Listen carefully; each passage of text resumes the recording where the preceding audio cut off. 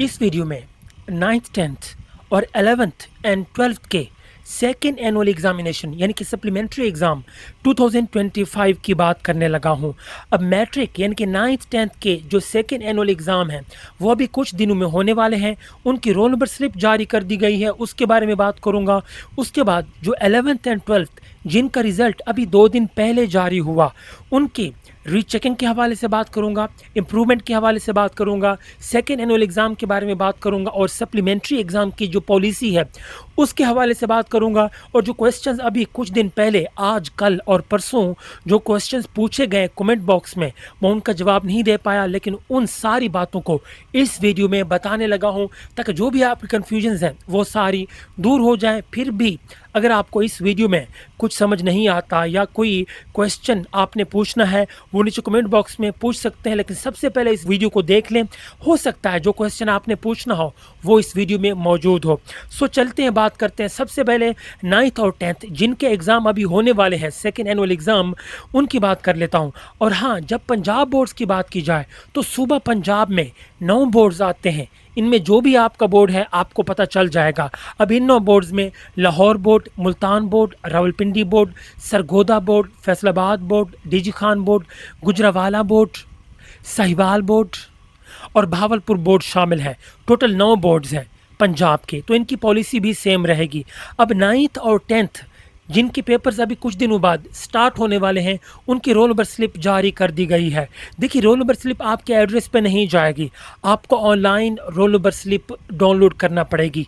तरीका मैं बता देता हूँ, बिल्कुल सिंपल है, तरीका भी बता देता हूँ। और वो स्टूडेंट्स जो कि अभी ऑनलाइन अपनी रोल नंबर स्लिप डाउनलोड नहीं कर पाएंगे उनका सलूशन भी बताऊँगा। पेपर शुरू होने से आखिरी दिन तक यानी कि जो डेट आपके पेपर स्टार्ट होने की है उससे पहले दिन तक आप अपनी रोल नंबर स्लिप ले सकते हैं। अगर आपकी रोल नंबर स्लिप वेबसाइट पे या फिर आप डाउनलोड नहीं कर सकते, तरीका आपको बताने लगा हूँ। देखिए, 9th 10th वाले आपकी रोल नंबर स्लिप अगर आप इंटरनेट से डाउनलोड कर रहे हैं, जो भी आपका बोर्ड है उसकी वेबसाइट पे आप चले जाएंगे। मिसाल के तौर पे लाहौर बोर्ड अगर आपका है, वेबसाइट पे आप चले जाएंगे, वहाँ पे आपको सिर्फ चंद चीज़ें एंटर करनी है तो आपकी रोल नंबर स्लिप आ जाएगी। यानी कि आपका जो एप्लीकेशन फॉर्म या जो एडमिशन फॉर्म नंबर था, जो आपने एडमिशन भेजा था उसके ऊपर एक एडमिशन फॉर्म नंबर था या उसे एप्लीकेशन नंबर भी कहते हैं, आप वो एप्लीकेशन नंबर एंटर कर सकते हैं और उसके साथ साथ अपना नेम और फादर्स नेम टाइप करके आप एंटर करेंगे, आपकी रोल नंबर स्लिप ओपन हो जाएगी। जितने भी बोर्ड्स हैं उन सब में या तो वो रोल नंबर पूछ लेते हैं, आपका पिछला रोल नंबर पूछ लेते हैं, या फिर वो एप्लीकेशन या फॉर्म नंबर पूछ लेते हैं, या फिर आपका नेम और फादर्स नेम पूछ लेते हैं। लेकिन आपको पता होना चाहिए इन सब चीज़ों के स्पेलिंग सेम होने चाहिए, वही स्पेलिंग होने चाहिए आपके नेम और फादर्स नेम के जो कि आपने दाखिला भेजते वक्त एडमिशन फॉर्म पे लिखे थे। अगर स्पेलिंग में ज़रा सा भी फ़र्क हुआ तो आपकी स्लिप डाउनलोड नहीं होगी। अगर ये सारे तरीके अपनाने के बाद आपकी रोल नंबर स्लिप ओपन नहीं हो रही या फिर आप डाउनलोड नहीं कर पा रहे तो सिंपल सा तरीका है, डायरेक्ट आप बोर्ड ऑफिस चले जाएंगे, वहाँ से आप अपनी रोल नंबर स्लिप, अपनी पुरानी रोल नंबर स्लिप या फिर अपना एडमिशन फॉर्म या एप्लीकेशन फॉर्म उसकी फ़ोटोकॉपी आपके पास होगी, वो साथ लेके आप बोर्ड ऑफिस चले जाएंगे। वहाँ से आप पर्सनली जाके अपनी रोल नंबर स्लिप ला सकते हैं। पेपर शुरू होने से आखिरी दिन तक आप अपनी रोल नंबर स्लिप ला सकते हैं। तो कोशिश करें जल्द से जल्द अपनी रोल नंबर स्लिप ले लें। उसके ऊपर जो आपका एग्ज़ाम सेंटर है उसको आप देख लें और अपनी रोल नंबर स्लिप की फ़ोटो कापी भी अपने पास रख लें। कभी कभी रोल नंबर स्लिप गुम हो जाती है, पेपर सर पे आ जाते हैं तो आपके लिए प्रॉब्लम होती है। सबसे पहले रोल नंबर स्लिप का प्रिंट लेके उसकी एक फ़ोटो कापी लेके अपने पास रख लें, ठीक है, उसको सेफ रख लें। अपना एग्ज़ाम सेंटर जहाँ भी आपका है वो देख लें और ये भी देख लें कि आपके घर से एग्ज़ाम सेंटर तक कितना फासला है, कितना टाइम लगता है मोटरसाइकिल, गाड़ी या साइकिल पे पहुंचने पे। तो जिस दिन आपका एग्ज़ाम हो आपको चाहिए कि 1 घंटा पहले घर से निकल लें और आधा घंटा पहले आपको एग्ज़ाम स्टार्ट होने से पहले एग्ज़ाम हॉल में पहुंच जाना चाहिए। वहाँ पे जाके थोड़ी रिवीजन कर लें, थोड़ा रिलैक्स कर लें और पेपर स्टार्ट होने से पहले अपने एग्ज़ाम सेंटर में दाखिल होके ऑन टाइम अपना एग्ज़ाम स्टार्ट करें।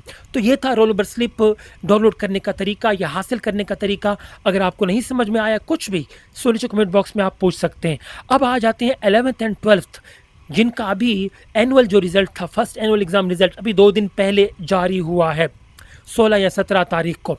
अब वो स्टूडेंट्स जो जिनको लगता है कि उनका पेपर तो सही हुआ था, लेकिन कहीं न कहीं उनकी चेकिंग में प्रॉब्लम हुई है, तो वो स्टूडेंट्स रीचेकिंग या फिर रीमार्किंग के लिए अप्लाई कर सकते हैं। कुछ बोर्ड्स की 2000 फ़ीस है पर सब्जेक्ट, कुछ बोर्ड्स की 1500 फ़ीस है। आपको रिज़ल्ट जारी होने के 15 दिन के अंदर-अंदर आप रीचेकिंग या फिर रीटोटलिंग के लिए अप्लाई कर सकते हैं फ़ीस जमा करवाने के साथ-साथ। अगर आप फ़ीस जमा नहीं करवाएँगे, आप अप्लाई कर देते हैं, तो आप रीचेकिंग के लिए अप्लाई नहीं कर सकते। सबसे पहले आपको फ़ीस जमा करवानी होती है और रीचेकिंग के लिए आपको अप्लाई कर देना है।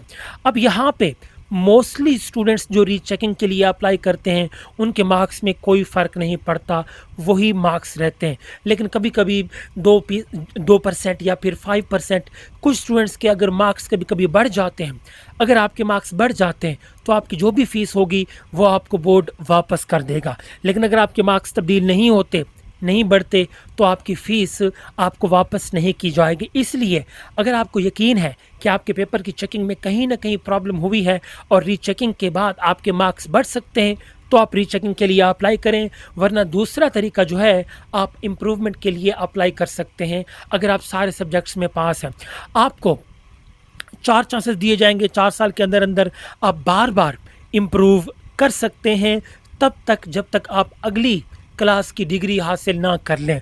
तो आप इम्प्रूवमेंट कर सकते हैं, आपकी मर्ज़ी। आप 1 सब्जेक्ट इम्प्रूव करें, 2 सब्जेक्ट इम्प्रूव करें, 1 पार्ट इम्प्रूव करें या दोनों पार्ट्स को इम्प्रूव करें या कोई प्रैक्टिकल इम्प्रूव करें। जितने आप चाहें, आप सब्जेक्ट्स या फिर अपने मज़ामीन या फिर प्रैक्टिकल आप इम्प्रूव करना चाहें, आप कर सकते हैं, लेकिन फ़ीस आपको पूरी जमा करवानी पड़ेगी।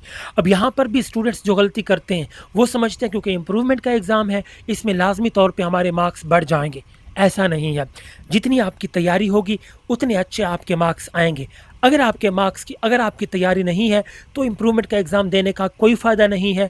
अगर आपके मार्क्स कम हो गए, तो तब भी परेशानी की बात नहीं, आपके पहले वाले मार्क्स ही रहेंगे। लेकिन कोशिश करें, अगर आपको इम्प्रूवमेंट का एग्ज़ाम देना है, बेहतरीन तरीके से कोशिश करें, मेहनत करें और यकीन करें कि आपके मार्क्स अगर बढ़ जाते हैं, तो आपको इसका फ़ायदा होगा। वरना आपकी फ़ीस भी ज़ाया हो जाएगी और टाइम भी वेस्ट हो जाएगा। आप इम्प्रूव कर सकते हैं। लेकिन वो स्टूडेंट्स जिनकी सप्ली या सप्लियाँ हैं, 1, 2, 3 या 4 जितनी भी सप्लियाँ हैं, आपको उन सप्लियों का एग्ज़ाम अभी सेकंड एनुअल एग्ज़ाम में देना पड़ेगा। अब जो इंटरमीडिएट यानी कि 11th-12th के जो सेकंड एनुअल एग्ज़ाम हैं, वो इंशाअल्लाह ताला 29 अक्टूबर से स्टार्ट होंगे। दाखिले आपके शुरू हो चुके हैं। 1-2 दिन में आप एप्लीकेशन फॉर्म भी फिल कर सकेंगे, अप्लाई भी कर सकेंगे और जो लास्ट डेट है नॉर्मल फ़ीस के साथ, वो 30 सितंबर है। जल्द अज़ जल्द आप दाखिले के लिए अप्लाई करें, अपना दाखिला भेजें और जिनकी जितनी भी सप्लियाँ हैं, वो सेकंड एनुअल एग्ज़ाम में बैठ के अपनी सप्ली का एग्ज़ाम दे सकते हैं। अब अगर कोई और स्टूडेंट है, जिसकी सप्ली नहीं है, वो अगर सेकंड एनुअल एग्ज़ाम में बैठना चाहता है, वो भी बैठ सकता है। मिसाल के तौर पे किसी ने फर्स्ट एनुअल एग्ज़ाम में एग्ज़ाम देना था, किसी वजह से वो एग्ज़ाम नहीं दे सका, वो अब सेकंड एनुअल एग्ज़ाम में दाखिला भेज के सेकंड एनुअल एग्ज़ाम में वो एज़ ए फ्रेश भी अपना एग्ज़ाम दे सकता है। तो आप सब लोग इस सेकंड एनुअल एग्ज़ाम में एग्ज़ाम दे सकते हैं। कुछ और पॉइंट्स देखिए। अब जिनकी सप्लियाँ हैं, पंजाब की जो मौजूदा पॉलिसी है, उनमें आपके पास 3 चांसेस हैं। पहले चांस में अगर आपकी सप्ली क्लियर नहीं हुई, चाहे वो 1 है, 2 है, 3 है, 1 पार्ट में है, दोनों पार्ट्स में है, अगर आपकी पहले चांस में क्लियर नहीं हुई, तो दूसरा चांस आपको दिया जाएगा और दूसरे चांस में भी अगर आपकी सप्ली पास नहीं होती, तो तीसरा चांस भी आपको दिया जाएगा। ये बहुत ज़्यादा चांसेस हैं। पहले तो सिर्फ 1 चांस था, अब 3 चांसेस हैं। लेकिन अगर आप इन 3 चांसेस में भी अपनी सप्ली पास नहीं करते, तो उसके बाद आपको दोनों पार्ट्स के ऑल सब्जेक्ट्स का एग्ज़ाम फिर से देना पड़ेगा। ये सप्ली एग्ज़ाम की पॉलिसी है। और आप कुछ स्टूडेंट्स पूछते हैं कि अगर हम इम्प्रूवमेंट में फ़ेल हो गए, तो इम्प्रूवमेंट में कोई फ़ेल नहीं होता। इम्प्रूवमेंट में अगर आपके मार्क्स कम आ जाएंगे, तो आपका पहले वाला जो रिज़ल्ट होगा वही रहेगा। ये रिज़ल्ट आपका किसी काम का नहीं होगा। कम मार्क्स आने की सूरत में इस रिज़ल्ट की कोई वैल्यू नहीं रहेगी। ये रिज़ल्ट ऑटोमेटिकली कैंसिल रहेगा। इम्प्रूवमेंट के बाद हमेशा वही रिज़ल्ट कंसिडर किया जाता है जिसके मार्क्स ज़्यादा हों। उसके बाद एक और चीज़, कुछ स्टूडेंट्स जिन्हें रियायती पास किया जाता है, उनके रिज़ल्ट पे भी कभी-कभी स्टार लगा दिया जाता है, जिसका मतलब होता है कि आपको रियायती पास किया गया है। या फिर कुछ स्टूडेंट्स के रिज़ल्ट पे ग्रेस मार्क्स भी लिखा होता है जिसकी मदद से उन्हें पास कर दिया जाता है और ये आपके रिज़ल्ट कार्ड पे हमेशा लिखा रहता है।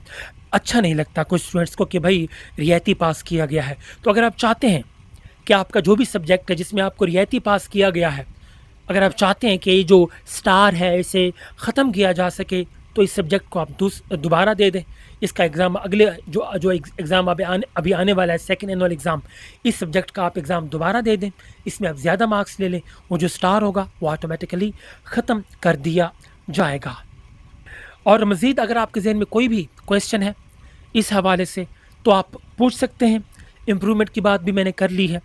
और हाँ, कुछ स्टूडेंट्स जिनकी सप्ली होती है, अब वो चाहते हैं, सप्ली वाले वो ये चाहते हैं कि हम सप्ली के साथ साथ दूसरे सब्जेक्ट्स को भी हम इम्प्रूव कर लें।